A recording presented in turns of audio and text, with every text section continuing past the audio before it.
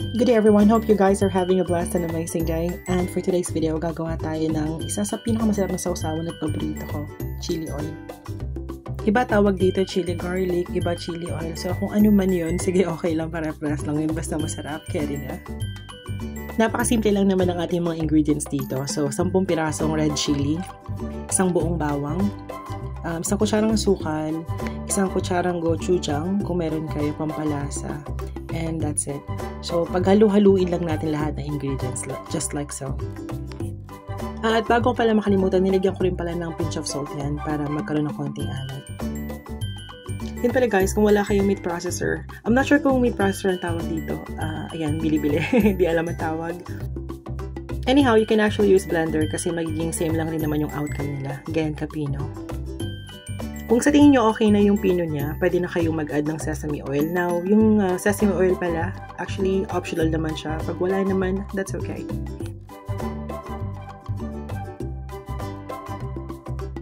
Pag hindi ka tinatamad, halu-haluin mo siya, just like so. Now, pag tinatamad ka, pwede mo naman kasi gamitin ulit yung meat processor. Pero in my case, okay na yan.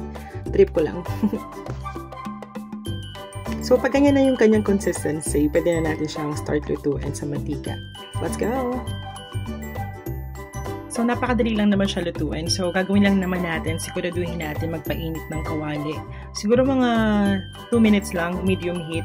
And pag sa tingin nyo pwede na, yung hindi masusunog yung ingredients natin, pwede na nating isalin sa kawali. Pag medyo mainit yung kawali, pwede na nating ilagay yung ingredients natin. So, painitin lang natin. Pag medyo mainit na, pwede na nating halu-haluin. Just like so. Grabe guys, napakabango talaga nito. Kung nandito kayo, maaamoy nyo talaga. And medyo maanghang sa mata. Well, evidently because chili kasi ito. Now, pwede nyo rin itong gawing pang-business. Now, before kasi nagbebenta rin ako nito. Kung gusto nyo siyang gawing pang-business, tanggalan nyo lang ng sesame oil.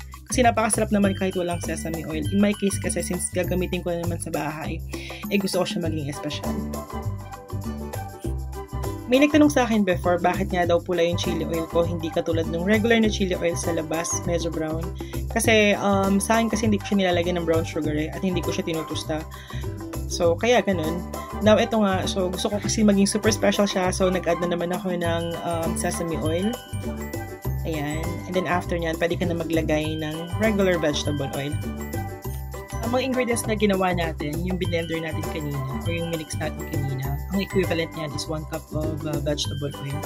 So, ganyan. Halu-haluin lang natin, and pag sa tingin nyo luto na, pwede na yan.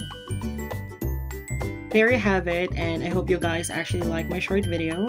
Please don't forget to like, share, and subscribe, and also don't forget to hit the notification bell para lagi kayong updated sa mga latest videos ko. Thank you so much again, and you guys have a great day. Bye!